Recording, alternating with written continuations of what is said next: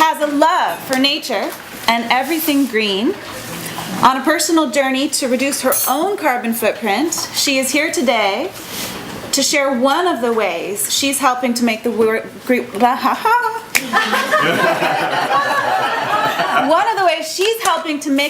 greener place, and we can too. Please help me welcome Brittany.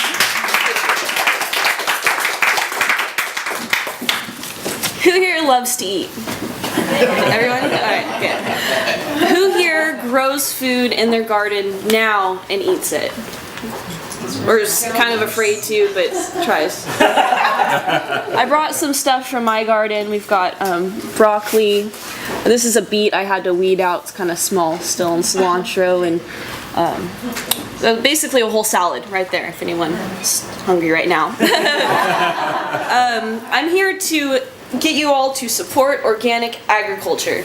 My shirt says it. Not only will you be eating healthier, you'll be helping the earth, reducing your carbon footprint, lowering the toxins that are running from the fields in our backyards out into our oceans where they're being ingested by our fish and causing the populations to dwindle, because from what I understand, different chemicals can actually affect the gender of fish and make it so they can't reproduce.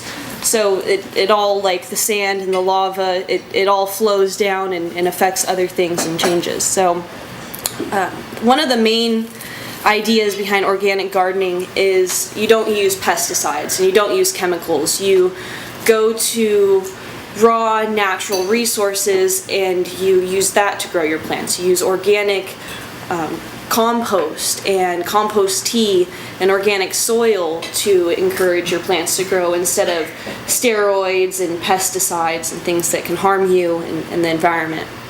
This brings gardeners, it brings us closer to the plants, because instead of just fire hosing your plants down with pesticide, you have to get out there and if you've got bugs on your plants, wipe it off with water and some soap or cayenne pepper, and it forces you to be right there with the plant instead of just kind of shooting it from a distance and not being very engaged with nature. Another principle that I use a lot in my garden is companion planting, co-creation. We are able to put certain plants with other plants that help benefit them. Basil improves the flavor of tomatoes. I'm sure you've all heard Native Americans used to grow corn and squash and beans together because they all help each other. The beans add nitrogen to the soil and helps the corn grow, and the beans are actually able to grow up around the corn, and the squash provides a ground cover. So they all work in symbiosis with one another. There's also plants that retract bugs. Repel bugs and insects. And things like marigold and nasturtiums, if you put them by other plants, they'll make the pests go away. Or you can encourage beneficial pests or bugs like ladybugs into your garden that eat the aphids. So there's different ways you can encourage, attract, and repel insects just with other plants you're planting that you can eat as well. Some plants don't go together, and that's important to look for too. They don't co-create very well. For instance, peppers and tomatoes are eaten by the same bug, so that's something you need to look for when you're growing your own. And it is really easy to grow your own plants.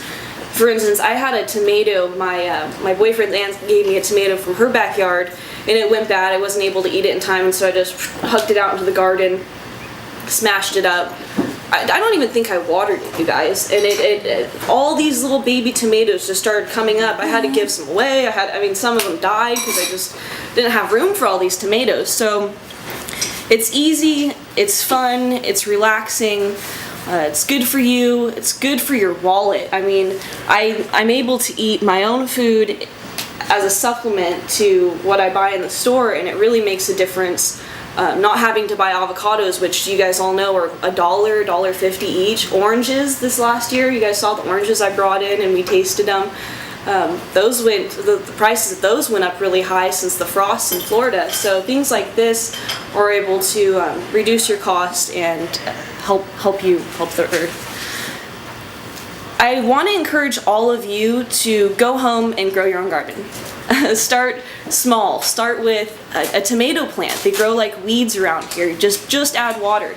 The easiest way to do it would be go out and, if you don't have a backyard, dirt you can just throw it in. Go buy a container. You can keep it on your balcony, somewhere that has sun. We all have water here.